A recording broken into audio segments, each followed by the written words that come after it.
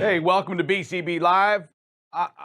Am I by myself today? Where's my partner in crime at? I just don't get that. Yeah, I assume he probably has some stuff to do.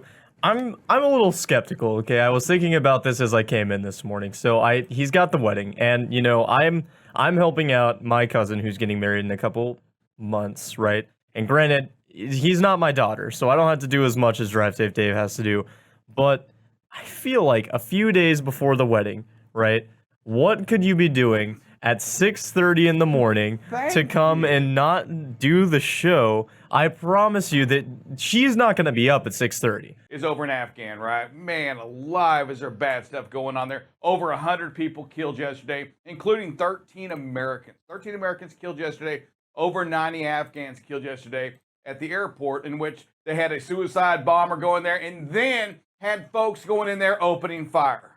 Yeah, it was a devastating attack on the airport here. And what troubles me a lot about this is like a lot of the people who are trying to get out of here are just native Afghan people. You know, it's an attack on the own people of the country as well as on Americans and American citizens. And it's something that I don't think needs to be done at all. You know, everybody's trying to evacuate it who wants to get out right now. And I think that if you allow these people to just get out and not be around it, you won't have to. The people who are in charge don't want them there anyways. Yeah, so why not just allow them to leave? This was the deadliest attack in Afghan since 2011. So just a bad day for us to have. You know what's going on over there. It really is tragic, man. It's tragic stuff that's going on. We are going to have a special guest on here today in about 4 minutes. Jorge Bonilla with the Duality Alliance specializes at the end of the day in that security, in the intelligence, more so on Central America. But we're going to talk just a little bit about this, of what's going on in over in Afghan as well. Hey, producer, Bitcoin, in a couple of weeks, it becomes the official currency for El Salvador. So who would have thought that? Yeah, crazy development actually.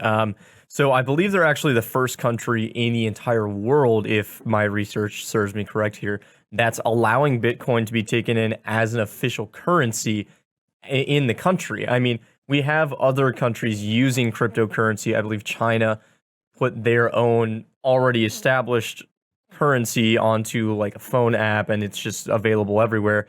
But this is the first time a third party has been allowed over cryptocurrency for the entire country. I think this is going to have huge implications, whether good or bad. I think it's definitely going to skyrocket the price of Bitcoin now. If we didn't already see it going up, it's going up now. Yeah, you know, I'm curious to see what's going to happen with that. You talk about that, but El Salvador is also the same company that nearly tanked and did tank Bitcoin, you know, months ago when they announced that when they first started talking about this. So they're going to spend up to $75 million. So think about this. They're going to spend up to $75 million. They're going to pay you $30 to download that Chivo, right? That Chivo app. Chivo means cool, man. You're going to download the cool app and be able to use that to purchase stuff in El Salvador all over the place using Bitcoin. 21-year-old. That's the official age of the person they are saying hacked into T-Mobile. 21 years old. The dude 21 years old with his first beer and breaks into T-Mobile. Yeah, and actually I was reading up on this, and he actually, what I thought was funny about this was he was like, he went to the Wall Street Journal in a discussion with them, and he said that T-Mobile security is awful. He said that he broke through by using a readily available tool to find an exposed router and took just a week to delve through customer data stored in that data center in Wenatchee, Washington, and just got all this data within a week. I think if a 21-year-old can break into your entire security and get all of this data from one of the biggest cell phone companies in the world, yeah, you got a little bit of a problem there. Yeah, you know, that security is critical right now. In the lots of hacking going on. We've seen it all over the place. Again, a 21-year-old finds an unsecured server, which is nuts anyway for a company like T-Mobile that talks about the security. That's what they do. Boy, that has to worry you. He left the United States a few years ago, goes to Turkey, sits back, and here's what he says too. He goes, the question was, well, why did you do that? And he goes, well, generating noise was one of my goals. In other words, I did it for the attention. Jorge Bonilla, the president of Duality Alliance Company, because producer, there's not a more important thing going on right now, important item to discuss than security. It's what we've got to get. Mr. Bonilla, are you there?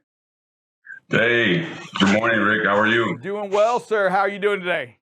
The Duality Alliance, or TDA, is a security and intelligence consulting firm that was established by two former U.S. Army officers, intelligence officers specifically, with the need to provide security and intelligence structure and scheme to partner nations, specifically Latin America. We've been working in Latin America, my partner and I, for over 40 years, over 20 years each, and we established a very, very strong network in Latin America. And so we want to get back. We want to get back to our community. We want to give back to the people who want it and really want to use it. We're going to talk a little bit with Dylan here, a customer service rep that moves a lot of freight. And we're going to talk, and maybe even, Dylan, challenge Sir Rick on the board, challenge Sir Rick on the data. But we're going to jump first. We're going to look at the volume right now moving across America in general.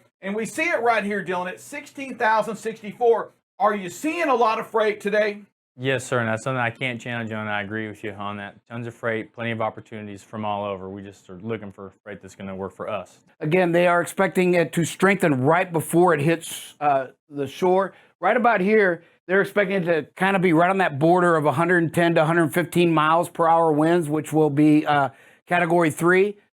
So again, them winds are going to be up. And always remember, these hurricanes, especially these major ones, they will spawn tornadoes. Probably within about a 300-mile range, the outer edges of the system is going to spawn some tornadoes. So most of the time they happen on the eastern side. So Mississippi, Alabama, you're going to be looking at a real high risk of tornadoes as this thing pushes through into the early week next week. Most of the stuff that's banned will cause impairment. And basically that's sleepy, blurred vision, maybe some nauseous where you lose that focus while you're driving. So they do not want you driving.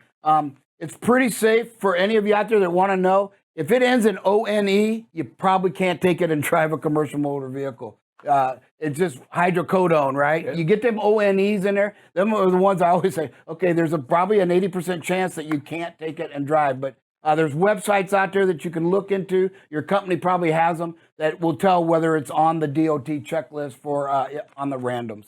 But yeah, a lot of drivers don't realize that they got to notify your company of that, of any medication changes there, because when you get your physical, you're going to report all them anyway. And so the physical people already know that. But if that changes, the dosage or different medications throughout the year, you have to it's your responsibility to let your company know that so they can check for you. Hey, Buckle Up Bob, you talk about ends in ONE. It's not just medication, it's also the phone, right? ONE. You don't need to be on that phone when you're driving. You've got to make sure you're staying focused. Buckle Up Bob, I had to throw that out. That is a great one. It's all about distractions here. Making sure we're aware of them and reducing those distractions is part of what BCB Live does. We have it's just a couple of construction workers, but you see them walking across the highway there. Nothing's marked, but they're there. And so again, this driver did a great job. The speed was low. You can see others passing this driver, but great job at the situational awareness, getting the big picture. These are hard to see. You don't see them right there. Wow. They're in the shadows, but there's just two of them, and they're walking across that highway. Great job at protecting life and getting that big picture.